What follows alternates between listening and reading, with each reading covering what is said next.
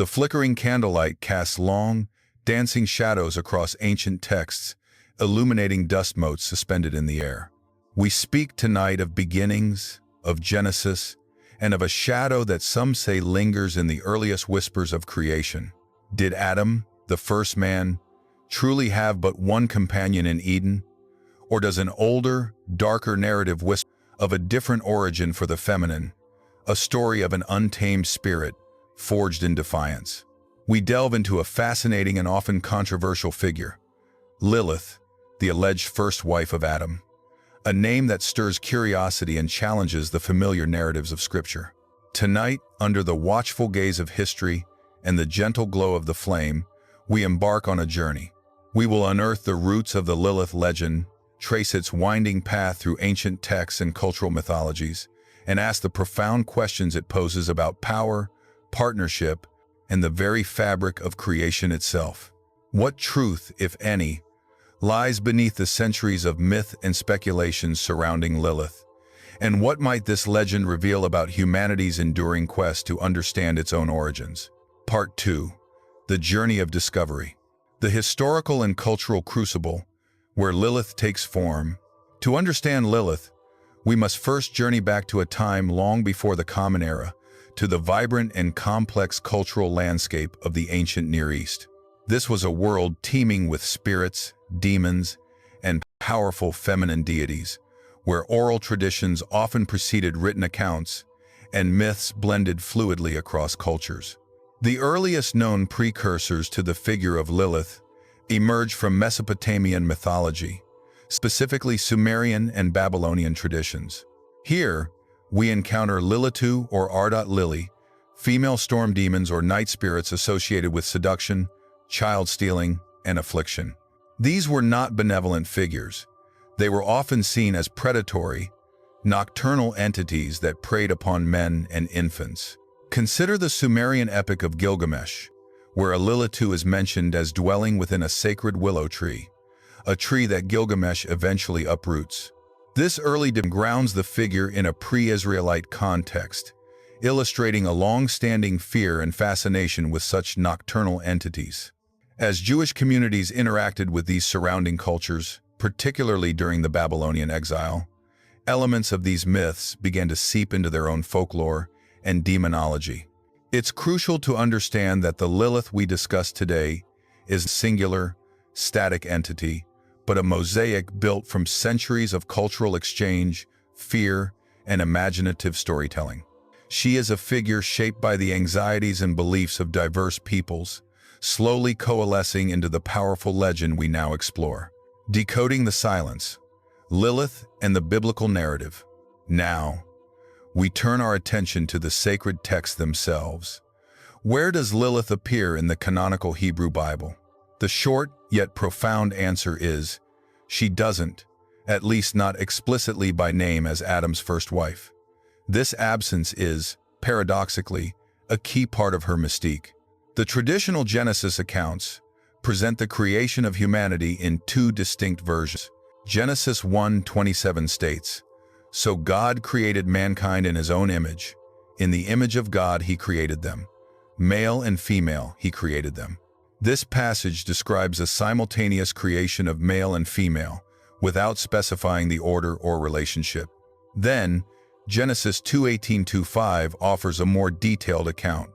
God forms in the dust of the ground, and later, finding no suitable companion among the animals, creates Eve from Adam's rib. It is precisely the perceived discrepancy, or ambiguity, between these two creation narratives that provided fertile ground for later rabbinic and mystical interpretations. If Genesis 1 describes a simultaneous creation, and Genesis 2 describes Eve's creation from Adam's rib, what happened to the woman created in Genesis 1? This question, left unanswered by the canonical text, became the conceptual space into which the legend of Lilith could be inserted. It's not an argument from presence, but an argument from textual silence and interpretive necessity. While Lilith isn't named as Adam's wife in the Bible, there is one solitary mention of Lilith in the book of Isaiah, 34-14, within a prophecy describing the desolation of Edom. Desert creatures will meet with hyenas, and wild goats will bleat to each other. There the night creature Lilith will also repose and find a place of rest. Here, Lilith appears as one of several desolate, spectral creatures inhabiting a ruined landscape, consistent with her ancient Mesopotamian roots as a night demon. This brief mention, however, offers no hint of her later role as Adam's first wife. It merely solidifies her presence as a recognized demonic entity within the broader Jewish cultural lexicon. The hidden theological meaning, rebellion, free will, and the nature of partnership. The legend of Lilith, even as a non-canonical narrative, carries profound theological implications, especially concerning the nature of free will, partnership, and the perception of female autonomy.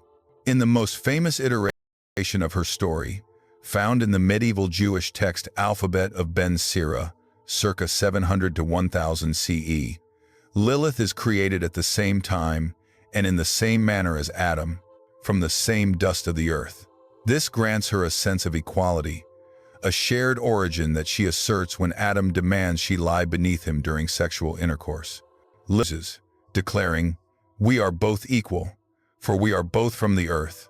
Her refusal is an act of radical defiance against patriarchal dominance, a demand for mutual respect. When Adam attempts to force her submission, Lilith utters the ineffable name of God, flies away from Eden, and takes refuge by the Red Sea, where she consorts with demons and births thousands of demonic offspring. God sends 3 angels, Sinoi, Sansonoi, and Samangelov, to retrieve her, but she refuses to return, vowing to forever torment human infants, particularly boys, until they are circumcised.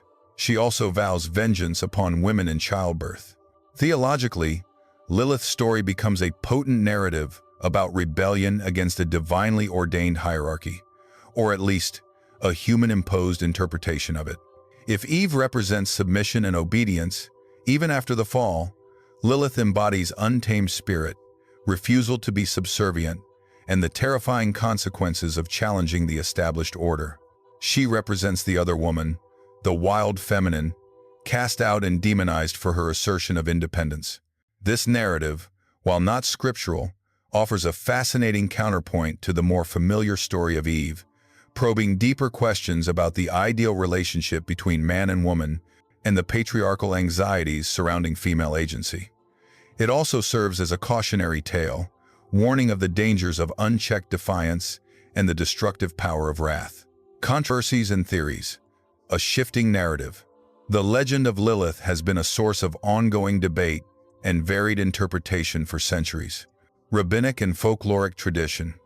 For many centuries, particularly within certain streams of Jewish folklore and Kabbalistic mysticism, Lilith was primarily viewed as a dangerous demoness, a succubus, and a threat to mothers and children.